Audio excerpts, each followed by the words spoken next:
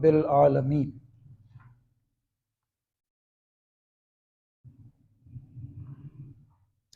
تمہارا کیا گمان ہے سب جہانوں کے پروردگار کے بارے میں؟ ابراہیم علیہ السلام کا تذکرہ گزشتہ آیات میں شروع ہو گیا تھا۔ وَإِنَّ مِن شِیعَتِهِ لَإِبْرَاہِیم۔ حق تعالیٰ فرماتے ہیں کہ نوح علیہ السلام کا جو عقیدہ تھا اور طریقہ تھا، ابراہیم علیہ السلام کا بھی وہی تھا۔ نوح علیہ السلام کی اولاد میں سے حضرت ابراہیم علیہ السلام ہیں، اور مفسرین نے فرمایا سام کی اولاد میں سے ہیں۔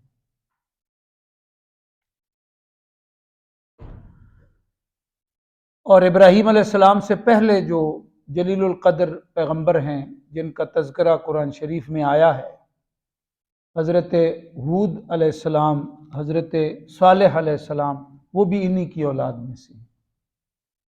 وہ ابراہیم علیہ السلام سے پہلے۔ نوح علیہ السلام نے 950 سال اپنی قوم کو جو پیغام دیا تھا، وہی پیغام ابراہیم علیہ السلام نے اپنی قوم کو دیا، یعنی لا الہ الا اللہ، اور اس پہ محنت فرمائی۔ اور وہ وقت بڑا یادگار ہے جب ابراہیم علیہ السلام اپنے پروردگار کی طرف قلب سلیم کے ساتھ متوجہ ہوئے۔ تو اس کا مفہوم یہی ہے کہ ایسی توجہ جس میں اللہ پاک کے سوا کوئی نہ ہو۔ ہم جو مشائخ سے سیکھتے ہیں کہ اللہ پاک کو اس طرح پکارا جائے، اللہ پاک کا ذکر اس طرح کیا جائے، اللہ پاک کو یاد ایسے کیا جائے کہ اگر زبان پہ اللہ ہے تو پھر دل میں بھی، دھیان میں بھی اللہ ہی ہو۔ تو قلب سلیم یعنی وہ روحانی کیفیت ہے، قلب روح کا مرکز ہے، وہ کیفیت ہے جس میں دل کی پوری سلامتی ہے۔ قلب سلیم وہ اپنی فطرت پہ سالم ہے، پوری طرح ہے۔ ایسے پکارا پروردگار کو کس نے؟ ابراہیم علیہ السلام نے اس طرح یاد کیا، جیسے پہلے فرمایا وَلَقَدْ نَادَانَا نُوحٌ، تو نوح علیہ السلام کا پکارنا بھی ایسا ہی تھا۔ پھر حضرت ابراہیم علیہ السلام نے اپنے پروردگار کو پکارا، متوجہ ہوئے قلب سلیم کے ساتھ۔ اپنے والد اور اپنی قوم والوں سے کہا کہ کیوں شرک کرتے ہو؟ گزشتہ سبق میں ہم نے پڑھا تھا وَجَعَلْنَا ذُرِّيَّتَهُ هُمُ الْبَاقِينَ وَتَرَكْنَا عَلَيْهِ فِي الْآخِرِينَ۔ نوح علیہ السلام کو اسی وجہ سے آدم ثانی کہتے ہیں۔ انسان کا سلسلہ آغاز تو آدم علیہ السلام ہے، لیکن بعد میں نوح علیہ السلام کے دور میں جو پانی کا عذاب آیا دنیا والوں پر، اس میں دنیا ویران ہو گئی۔ اور لوگ بھی تھے جو نوح علیہ السلام کے ساتھ ان کے سفینے میں، ان کی کشتی میں سوار تھے، جنہیں نجات عطا ہوئی تھی، لیکن جو نسل انسانی ہے وہ پھر نوح علیہ السلام کی اولاد سے، یعنی مفسرین کا فرمانا ہے کہ ان کے 3 بیٹوں سے پھر یہ دنیا آباد ہوئی، اسی وجہ سے انہیں آدم ثانی کہا جاتا ہے۔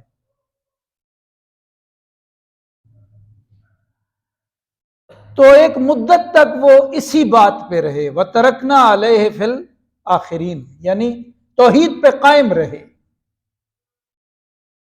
حضرت عبداللہ بن عباس رضی اللہ تعالی عنہما کی روایت ہے، اس میں اس کی تفصیل موجود ہے کہ پھر دھیرے دھیرے یہ شرک کی طرف چلے گئے، اور وہ جو بت تھے 5 بڑے، انہیں پھر زمین سے کھود کے انہوں نے نکالا، اور اس کی نشاندہی ابلیس نے کی، اور پھر آہستہ آہستہ شرک میں مبتلا ہو گئے۔ تو چونکہ ابراہیم علیہ السلام بعد میں، خاصے بعد میں دنیا میں جلوہ فرما ہوئے، تو ان کے دور میں شرک پھر زوروں پہ تھا۔ شرک کا آغاز نوح علیہ السلام کی قوم نے کیا تھا، لیکن اب پھر شرک سرگرم ہو گیا، لوگوں نے پھر شرک کو اختیار کر لیا، اور ابراہیم علیہ السلام تشریف لائے، انہوں نے نفی کی کہ یہ ائفکن آلہتن، گھڑ لیا ہے تم نے، یہ معبود خود بنائے ہیں تم نے، خود گھڑے ہیں، ایسی کوئی تعلیم تو نہیں تھی، اور عقل بھی اسے تسلیم نہیں کرتی۔ تو وہ ذات جو سب جہانوں کی پروردگار ذات ہے، یعنی اللہ رب العالمین کی ذات، تو اس ذات کے بارے میں تم کیا سمجھتے ہو، تمہارا کیا خیال ہے؟ وہ کہاں، اور یہ جو تم نے خود گھڑے ہوئے ہیں، اپنے ہاتھوں سے بنائے ہوئے ہیں، اپنے ہاتھوں سے تراشے ہوئے ہیں، یہ کہاں، کوئی جوڑ بنتا ہی نہیں ہے۔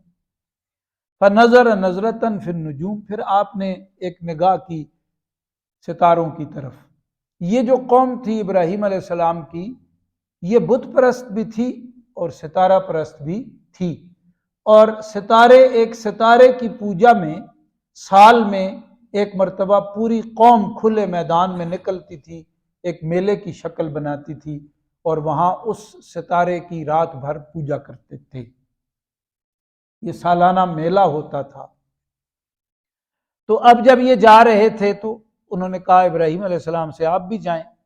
آپ نے ستاروں کی طرف دیکھا اور پھر فرمایا کہ مجھے اس طرح لگ رہا ہے کہ میری طبیعت درست نہیں ہے، اچھی نہیں ہے، یعنی میں اب آپ کے ساتھ جانے کی پوزیشن میں نہیں ہوں۔ ظاہر ہے وہاں جو پوجا پاٹ ہونی تھی وہ مزاج میں کہاں ابراہیم علیہ السلام جیسے جلیل القدر پیغمبر کے مزاج میں یہ بات کہاں گوارا ہو سکتی ہے، اور پھر کچھ اور پلان بھی تھا۔ تو ستاروں کو دیکھ کے چال، یہ مضمون پہلے بھی گزرا ہوا ہے، اس پہ ہم گفتگو کر چکے ہیں۔ فتولوا عنہ مدبرین، تو وہ پلٹ گئے، انہیں پیچھے چھوڑ گئے۔ فراغ الی آلہتہم، تو ابراہیم علیہ السلام نے دیکھا ساری قوم چلی گئی ہے، تو بس چپکے سے وہ جو بت خانہ تھا اس میں پہنچے۔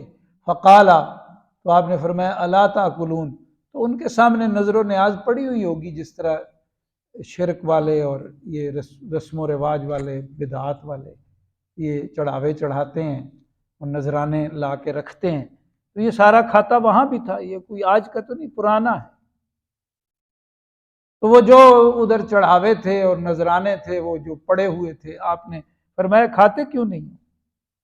ان سے مخاطب ہوئے، کھاؤ نا، قوم جو تمہارے چڑھاوے چڑھاتی ہے، لا کے یہ رکھتی ہے، کھاؤ۔ ما لکم لا تنطقون، تمہیں کیا ہو گیا ہے کہ بولتے نہیں ہو؟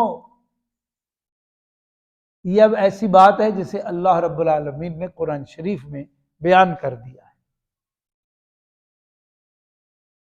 کہ وہ کھا بھی تو نہیں سکتے تھے، بول بھی نہیں سکتے تھے، اب یہ بات بنیاد بنانی تھی آگے۔ فراغ علیہم ضربا بالیمین، بس پھر ان پہ دھاوا بول دیا ابراہیم علیہ السلام نے پوری قوت کی ضرب کے ساتھ۔ یمین دایاں ہاتھ، یعنی طاقت، پوری قوت کے ساتھ پل پڑے ان پہ، اور کیا کیا؟ توڑ پھوڑ کے رکھ دیا۔ ہم نے پہلے پڑھا کہ وہ ایک جو آلہ تھا، کلاڑا تھا، جو بھی تھا، اس کو بڑے بت پہ لٹکا دیا، اس کے ایسے توڑ پھوڑ ساروں کو بکھیر کے رکھ دیا۔ قوم والے واپس آئے، دیکھا وہ جن سے مانگتے تھے صحت، اولاد، زندگی، رزق، حالات، ان کا ستیہ ناش ہوا پڑا ہے، ٹکڑے بکھرے ہوئے ہیں۔ ایک بت کھڑا ہے اور وہ بھی کچھ گھائل ہے، اور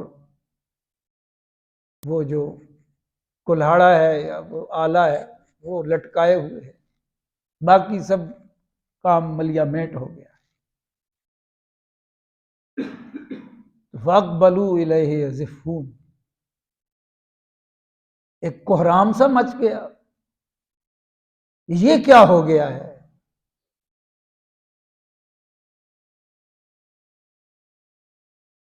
جن سے ہم بچاؤ مانگتے تھے، جنہیں ہم نے حاجت روا اور دستگیر اور مشکل کشا، اولاد دینے والا، روزی دینے والا یہ سمجھا ہوا تھا، آج کہیں ناک پڑی ہے، کہیں آنکھ پڑی ہے، کہیں کان پڑے ہیں، کہیں بازو پڑے ہیں، کہیں ٹکڑے بکھرے ہوئے ہیں۔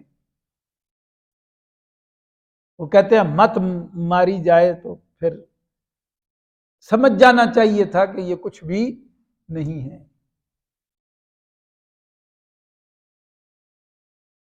انہوں نے کہا یہ کام اور کوئی نہیں کر سکتا، یہ وہی ابراہیم ہی علیہ السلام کر سکتے ہیں، وہی یہاں پہ تھے اور تو کوئی تھا ہی نہیں۔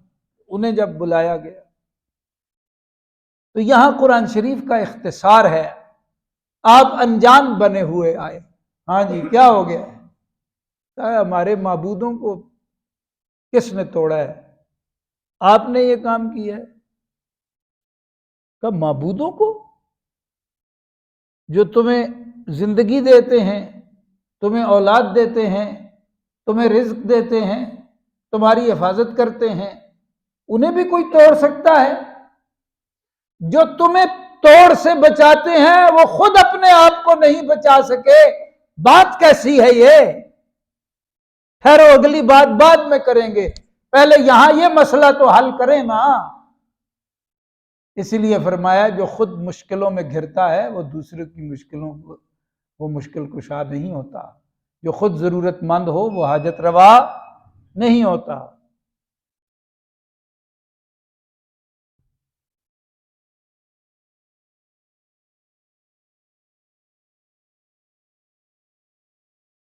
حاجت مند حاجت روا نہیں ہوتا، اور جو خود جس پہ مشکلیں آئیں وہ مشکل کشا نہیں ہوتا۔ اسی بنیاد پہ آپ نے ارشاد فرمایا کہ یہ تو تمہارے مسئلے حل کرنے والے تھے، تمہیں بچانے والے تھے۔